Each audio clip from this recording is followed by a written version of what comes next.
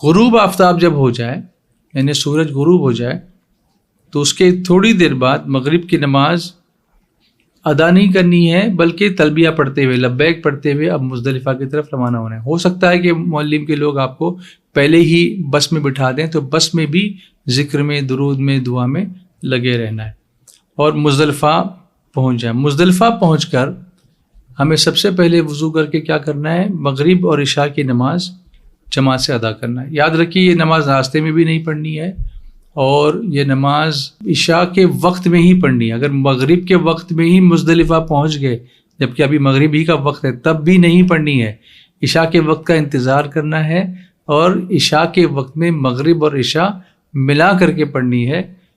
وہ کس طریقے سے پڑھنی ہے کہ مغرب کی اذان ایک دی جائے، مغرب کی جماعت سے نماز اگر جماعت نہیں کر سکے کسی وجہ سے تو تنہا پڑھیں، تو مغرب کی فرض پڑھی جائے، اس کے بعد عشاء کی فرض پڑھی جائے۔ قصر کر رہے ہیں تو 2 رکعت فرض ہو جائے گی، پھر مغرب کی سنت پڑھیں، پھر عشاء کی سنت پڑھیں، پھر وتر پڑھیں۔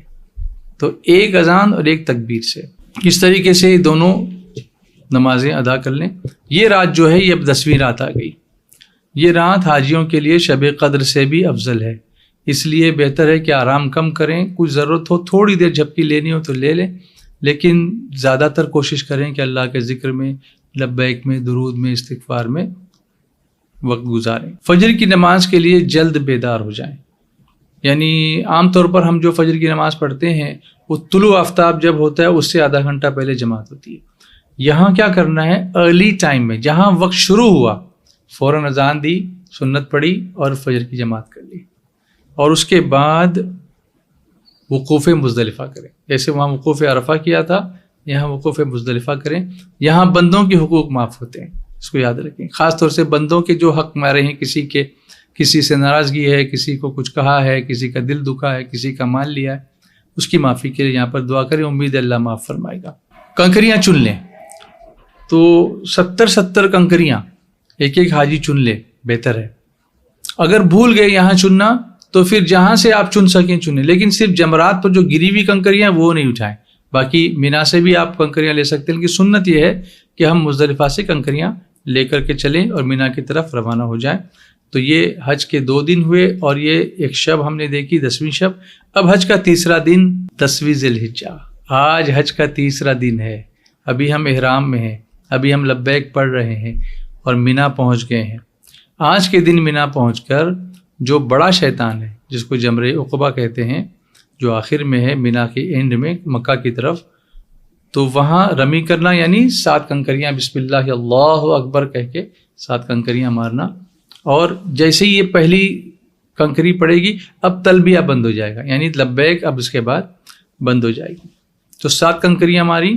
اس کا وقت جو ہے صبح صادق مطلب طلوع فجر سے ہی شروع ہو گیا تھا، اور زوال سے پہلے کرنا افضل ہے، اور زوال کے بعد سے لے کے رات مغرب تک کرنا یہ جائز ہے، اور اگر اس وقت تک بھی نہیں ہو سکی رمی تو رات میں بھی کر سکتے ہیں، مکروہ ہے۔ عورتوں کے لیے وہ بھی مکروہ نہیں ہے، لیکن رمی ہو جائے گی دوسرے دن کی صبح صادق سے پہلے تک اس کا وقت ہے تو ہو جائے گی، لیکن یاد رہے جب تک رمی نہیں ہوگی آپ کی قربانی نہیں ہوگی، اس لیے رمی اس اپنے وقت میں کرنے کی کوشش کریں، اور اس کے بعد پھر قربانی کا وقت آئے گا تو قربانی کریں۔